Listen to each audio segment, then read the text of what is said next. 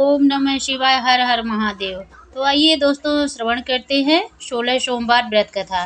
16 सोमवार व्रत कथा। एक समय श्री महादेव जी पार्वती जी के साथ भ्रमण करते हुए मृत्युलोक में अमरावती नगरी में आए। वहाँ के राजा ने शिव मंदिर बनवाया था, जो कि अत्यंत भव्य एवं रमणीक तथा मन को शांत पहुँचाने वाला था। भ्रमण करते समय शिव पार्वती भी वहाँ ठहर गए।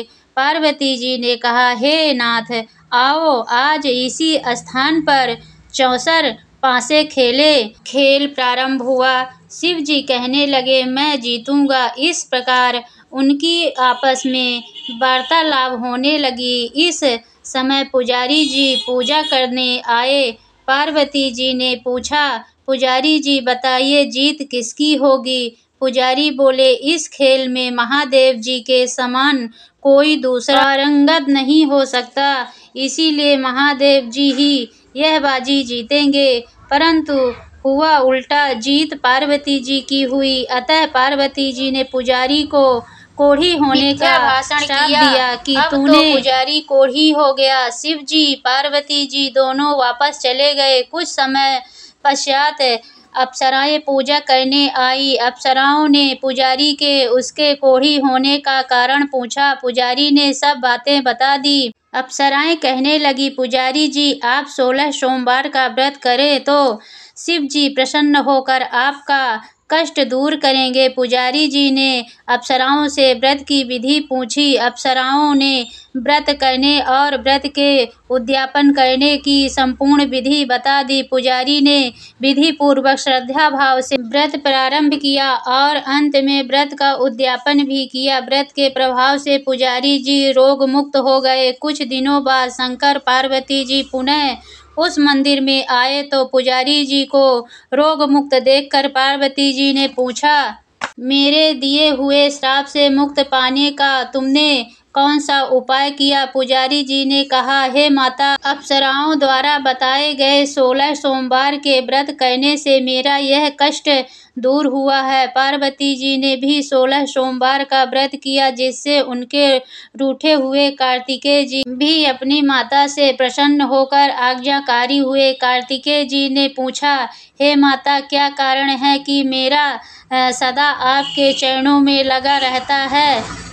पार्वती जी ने कार्तिकेय को 16 सोमवार के व्रत का महत्व तथा विधि बताई। तब कार्तिकेय जी ने व्रत को किया तो उनका बिछड़ा हुआ मित्र मिल गया। अब मित्र ने भी इस व्रत को अपने विवाह होने की इच्छा से किया।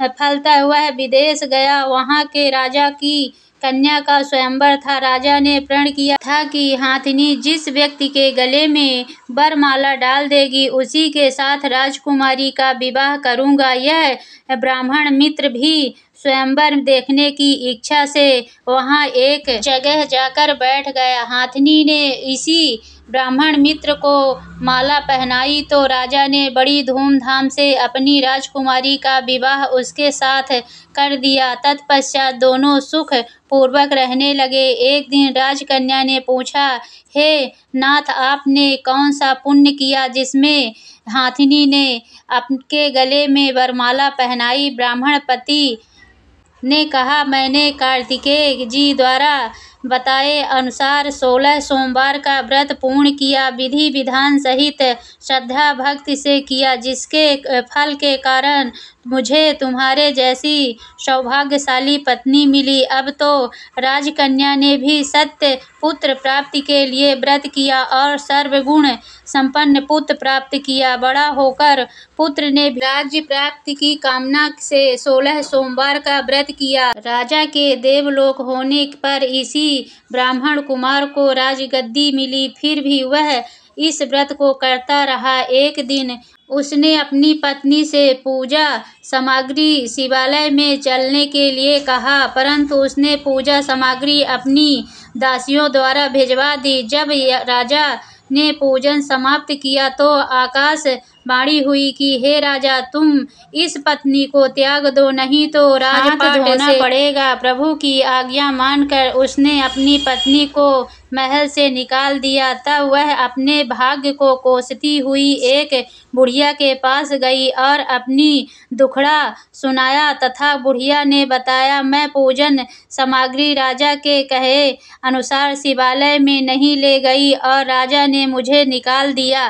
बुढ़िया ने कहा, तुझे मेरा काम करना पड़ेगा। उसने स्वीकार कर लिया। तब बुढ़िया ने सूत की गठरी उसके सिर पर रखी और बाजार भेज दिया। रास्ते में आंधी आई तो सिर पर रखी गठरी उड़ गई। बुढ़िया ने डांट कर उसे भगा दिया। अब रानी बुढ़िया के यहाँ से चलते चलते एक आश्रम में पहुंची। गोसाई जी उसे देखते ही समझ गए कि यह अच्छे घराने की अबला विपत्ति की मारी है। वे उसे धैर्य बांधते हुए बोले, बेटी तू मेरे आश्रम में रह, किसी प्रकार की चिंता मत कर।